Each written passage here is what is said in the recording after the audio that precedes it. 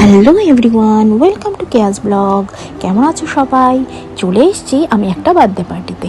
সেখানে বাচ্চাদের জন্য দেখো বিভিন্ন রকম অ্যাক্টিভিটিস রাখা আছে। যদিও আজকে আমি আমার মেয়েকে নিয়ে আসতে পারিনি, কারণ হচ্ছে আমার অফিস ছিল। এবার জায়গাটা এতটাই দূরে, তো আমার বাড়ি থেকে গিয়ে সেখান থেকে আবার মেয়েকে নিয়ে বার্থডে পার্টিতে আসতে আসতে ওদের টাইমিংটা শেষ হয়ে যাবে, যেহেতু 4টে থেকে 8টা পর্যন্ত টাইমিং ছিল। তো সেই জন্য আমি অফিস থেকে ডাইরেক্ট চলে এসেছি, কারণ অ্যাটেন্ড না করলেই নয়। এই বন্ধুটি সেও আমার ছেলের অন্নপ্রাশনে এসেছিল, তো সেই জন্য আমারও একটা মানে যাওয়া উচিত। তো সেই জন্য সেটা ভেবেই আমি অফিস থেকে ডাইরেক্ট চলে এসেছি, একাই চলে এসেছি।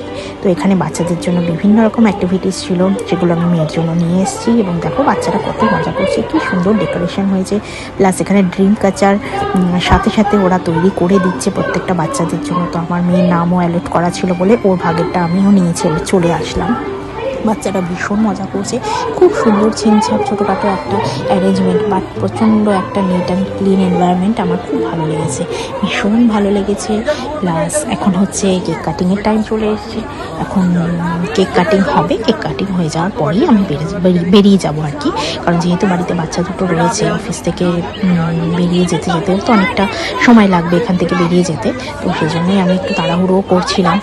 ওরাও তাড়াতাড়ি করে ফেলেছে। কেক কাটিং এক্ষুনি হয়ে গেলেই আমরা অল্প করে ডিনার করে চলে যাবো। ডিনার করবো না ভাবছিলাম, কিন্তু সেই ফ্রেন্ডটি এতটাই রিকোয়েস্ট করছে, আমার খুব খারাপ লাগছে। যে সবাই তো আশা করে যে সবাই এসে কিছু না কিছু অন্তত খাবে, না খেয়ে যাওয়াটা একদমই ভালো দেখায় না। তো ওনারা মানে অনেকবার বলার পর আমি ভাবলাম না, এখন যদি খেয়ে না যায় তাহলে ওনারা মনে দুঃখ পাবে। সেই জন্য কেক কাটিংয়ের পর খুব অল্প করে একটু খেয়ে খাবার দাবারগুলো ভীষণ ভালো ছিল। পুরোটাই ভেজ আইটেম ছিল, কারণ ওনারা যেহেতু নন বেঙ্গলি, তো সেজন্য পুরোটাই ভেজ আইটেম ছিল, বাট প্রত্যেকটা দারুণ ছিল।